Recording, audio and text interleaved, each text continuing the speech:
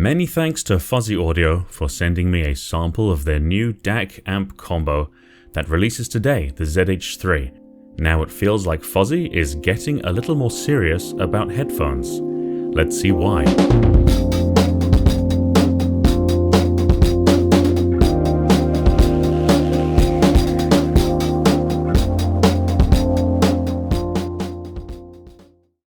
The ZH3 features an XMOS XU316 chipset, the AKM4493 SEQ DAC chip, 4 OPA1612 op-amps, a single-ended 3.5mm and balanced 4.4mm on the front, RCA and XLR inputs on the back, headphone support from 16 to 300 ohms, a maximum sample rate of 768 kHz at 32-bit on USB only, 2.57 watts output at 32 ohms on balanced, and 640 milliwatts at 32 ohms on single-ended.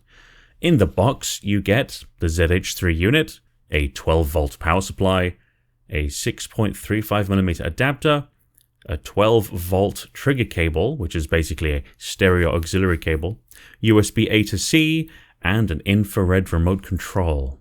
As usual, the design from Fosi is simple, clean and modern, moving yet another tiny step away from the industrial look. The ZH3, like many of its siblings, also uses a CNC aluminium housing, and of course includes the ubiquitous orange knob.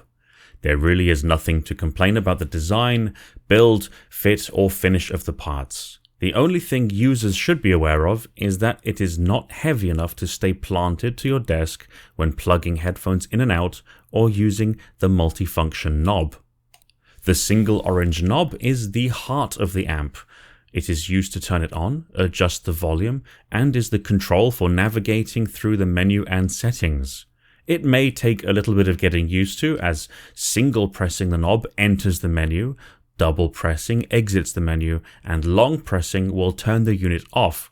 Also, the amp isn't heavy enough to stay in place, making single-handed operation not impossible but a little tricky.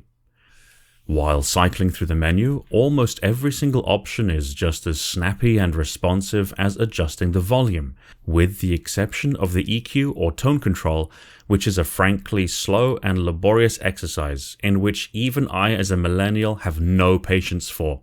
This would be torture for Zoomers. So, to commemorate this, let's suffer together and measure how long it takes to go from the lowest EQ setting to the highest.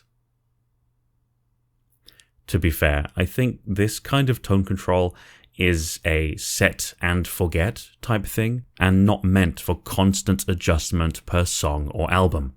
I do, however, much prefer the near instantaneous analog controls found on the SK01 and GR70. We're actually going to stay in the menu for a while here. There is a very interesting part in the menu called Filter, which actually has not only a subtle audible effect on the sound, but a measurable one that is tastefully implemented and something I would recommend to leave turned on at all times. There is the option to bypass all the filters and EQ, however, I would advise against this. More on that later. With the exception of one filter, they all have an incremental effect on the uppermost treble and the very lowest bass frequencies, which tastefully adds the final sculpting of the sound. I have to say, even the descriptions of these filters pretty much matches the kind of sound I would expect them to create. Going through the list of filters, Precise Analytical. This has extended treble over 20 kHz and I think is the closest to flat. Powerful and Dynamic. It's neutral with extended treble over 20 kHz with only slightest roll-off in the highest range. Natural Balanced. It has mild treble roll-off starting at 8 kHz and dropping off after around 15 kHz. Next is Extended Highs. These are neutral with extended treble over 20 kHz with only the slightest roll-off in the very highest range. Well Defined. This has treble roll-off starting at 8 kHz. And finally, Natural Smooth, which has a slow treble roll-off starting at 2 kHz but really drops off after 10 kHz. All the filters also appear to have less than a 0.1 decibel increase in the sub-bass, which I doubt anyone can hear. The same goes for the tiny wobbles in the upper mids and treble for the precise analytical filter. Now, most of these filters actually sound almost exactly the same from only the perspective of frequency response, but they actually do other things too. I won't go into the technical details, but filters can affect the waveform and impulse, which can make the decay shorter or longer, or sounds seem to have a stronger attack weight. There are some online resources that explain it quite well, such as the Addicted to Audio blog. But in the end, it's up to you to decide which filter you enjoy the most, or indeed which filter sounds the best with each headphone. Personally, I preferred the precise analytical filter, but I can strongly appreciate most of them and understand what they're trying to do. As I mentioned previously, you can bypass all EQ and filters. But not only are you missing out on possibly the best feature of the amp, but you will actually raise the noise floor of the amp. This will only be noticeable on very sensitive IEMs, which presents as a very slight hissing or humming. Turning the bypass off kicks in all the filters and immediately paints a completely black background. The only other complaint I have is that the full power of the ZH3 is locked behind the balanced output. The single-ended output simply does not have enough power to drive large planars close to their full potential, and using the single-ended output has no less background noise than the balanced when the bypass is enabled. In an amplifier such as this, it feels like there is an agenda to push more balanced products and cables, like an artificial inflation of value that punishes consumers more than serving them. And for people like me with a larger than average collection of headphones, which includes quite a few vintage models, none of them are balanced, except the Fosi Audio i5. And many of them do not have detachable cables, so it also feels like the full potential of this amp is locked behind a paywall where I have to upgrade my headphone cables in order to use its full potential.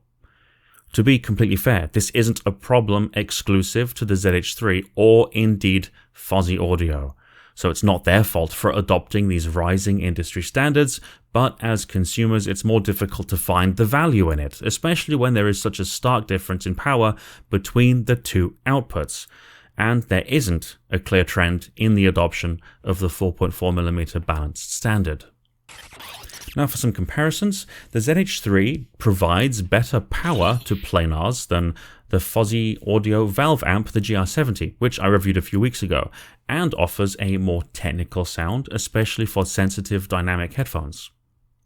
The ZH3 is not as powerful as my old Audio GD NFB 11.28 TCXO, but can offer a much blacker background.